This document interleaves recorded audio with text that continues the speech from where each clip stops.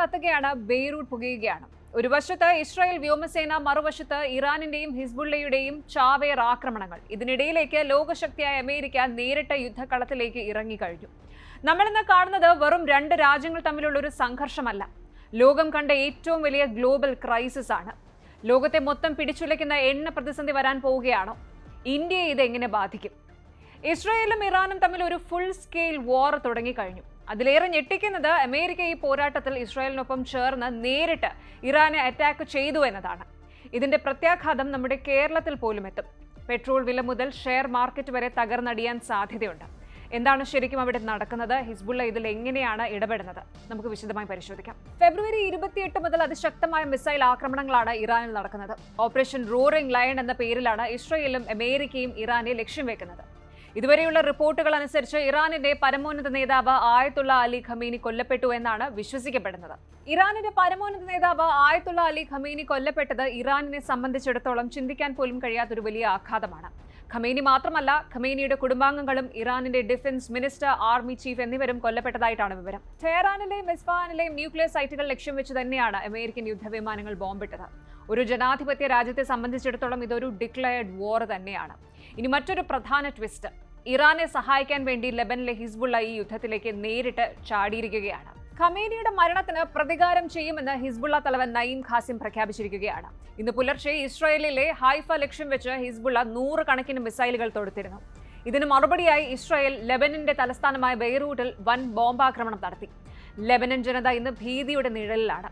റോഡുകളിലെല്ലാം വൻ ട്രാഫിക് ബ്ലോക്കാണ്. ജനങ്ങൾ ജീവനും കൊണ്ട് പലായനം ചെയ്യുകയാണ്. ഒരു മാസ് മൈഗ്രേഷൻ ആണ് നടക്കുന്നത്. ഇനി ഈ യുദ്ധം അവിടെ മാത്രം ഒതുങ്ങി നിൽക്കുന്നില്ല. ഇന്ന് രാവിലെ ഷെയർ മാർക്കറ്റ് നോക്കിയിരുന്നു. ഇന്ന് രാവിലെ വിപണി തുറന്നപ്പോൾ തന്നെ സെൻസെക്സും നിഫ്റ്റിയും തകർന്നടിഞ്ഞു. ഒരു മാർക്കറ്റ് ക്രാഷ് ആയിരുന്നു. ലക്ഷക്കണക്കിന് കോടി രൂപയാണ് നിക്ഷേപകർക്ക് ഒരൊറ്റ മണിക്കൂർ കൊണ്ട് നഷ്ടമായത്. സെൻസെക്സ് എന്ന രാവിലെ വ്യാപാരം തുടങ്ങിയപ്പോൾ തന്നെ 1000 പോയിന്റിലധികം ഇടിഞ്ഞ് 80,000 എന്ന നിർണായക നിലവാരത്തിന് താഴേക്ക് പോയി. നിഫ്റ്റി ആകട്ടെ 300 പോയിന്റിലധികം തകർന്ന് 24,800 ലെവലിലാണ് വ്യാപാരം നടക്കുന്നത്. ഇത് ഇന്ന് രാവിലത്തെ കണക്കാണ്. ഇതൊരു ചെറിയ തകർച്ചയല്ല. ഇറാനിന്റെ പരമോന്നത നേതാവ് കൊല്ലപ്പെട്ടു എന്ന വാർത്ത സ്ഥിരീകരിച്ചതോടെ നിക്ഷേപകർ ആകെ പരിഭ്രാന്തിയിലാണ്. ഏകദേശം 16 സെക്ടറുകളും നഷ്ടത്തിലാണ്. ഓട്ടോമൊബൈൽ, ബാങ്കിംഗ്, IT ഷെയറുകളെല്ലാം കൂപ്പുകുത്തി. വിദേശ നിക്ഷേപകർ ഇന്ത്യയിൽ നിന്ന് കോടിക്കണക്കിന് രൂപ പിൻവലിക്കുകയാണ്. യുദ്ധം നീണ്ടുപോയാൽ നിഫ്റ്റി ഇനിയും താഴേക്ക് പോകുമെന്നാണ് വിദഗ്ധർ മുന്നറിയിപ്പ് നൽകുന്നത്. യുദ്ധം കാരണം വിമാനയാത്രകൾ ആകെ താറുമാറായിരിക്കുകയാണ്. ഇറാൻ തങ്ങളുടെ ആകാശ പരിധി അടച്ചതോടെ ഇൻഡിഗോ, എയർ ഇന്ത്യ തുടങ്ങിയ കമ്പനികൾ നിരവധി ഫ്ലൈറ്റുകൾ റദ്ദാക്കി. ഇതിനെ തുടർന്ന് വിമാന കമ്പനികളുടെ ഓഹരി വിലയും ഇടിഞ്ഞു.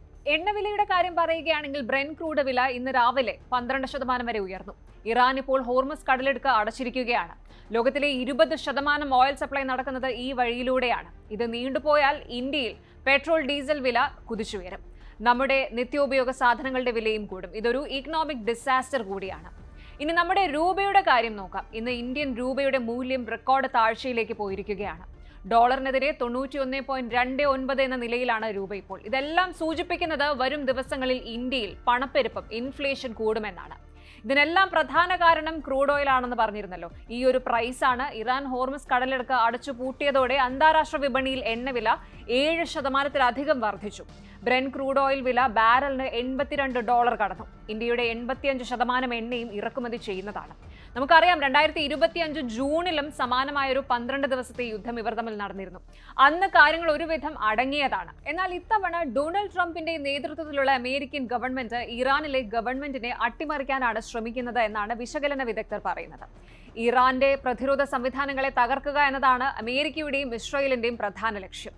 മാർക്കറ്റ് തകരുമ്പോൾ എല്ലാവരും പണം മാറ്റുന്നത് സ്വർണത്തിലേക്കാണ്. അതുകൊണ്ട് തന്നെ സ്വർണ്ണവില ഇന്ന് റോക്കറ്റ് പോലെയാണ് കുതിക്കുന്നത്. ഇന്ന് രാവിലെ MCX-ൽ സ്വർണ്ണവില 10 ഗ്രാമിന് 1,65,000 രൂപ വരെയായി ഉയർന്നിരുന്നു. വെള്ളിവില കിലോയ്ക്ക് 2,85,000 രൂപയും കടന്നു. നിക്ഷേപർ സുരക്ഷിതമായൊരു ഇടമായി സ്വർണത്തെ കാണുന്നതുകൊണ്ടാണ് ഈ ഒരു വിലക്കയറ്റം.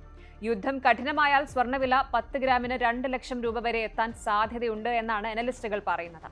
ഇനി യുദ്ധമുഖത്തെ കാര്യങ്ങൾ നോക്കിയാൽ അമേരിക്കയും ഇസ്രായേലും ചേർന്ന് ഇറാനിന്റെ ബാലിസ്റ്റിക് മിസൈൽ കേന്ദ്രങ്ങളും യുദ്ധക്കപ്പലുകളും തകർത്തു കഴിഞ്ഞു.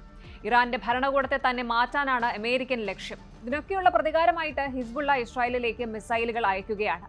ലെബന്റെ തലസ്ഥാനമായ ബെയ്റൂട്ടിൽ ഇസ്രായേൽ വ്യോമാക്രമണം ശക്തമാക്കിയിട്ടുണ്ട്. മിഡിൽ ഈസ്റ്റിലെ ഈ ഒരു അശാന്തി ഇന്ത്യയെ സംബന്ധിച്ചിടത്തോളം വലിയൊരു വെല്ലുവിളിയാണ്. അപ്പോൾ കാര്യങ്ങൾ വളരെ സീരിയസ് ആണ്. വിപണി ഇപ്പോൾ ഒരു അനിശ്ചിതാവസ്ഥയിലാണ്. ഒരു ചെറിയ തീപ്പൊരി പടർന്നു പിടിച്ചാൽ അത് ലോകം മുഴുവൻ ബാധിക്കുന്ന ഒരു മഹാവിപത്തായി മാറും. സമാധാന ചർച്ചകൾക്ക് ഇപ്പോഴും സാധ്യതയുണ്ടോ എന്ന് ലോകം ഉറ്റുനോക്കുകയാണ്. കൂടുതൽ വാർത്തകൾക്ക് news 18 Keralam YouTube channel subscribe ചെയ്യുക.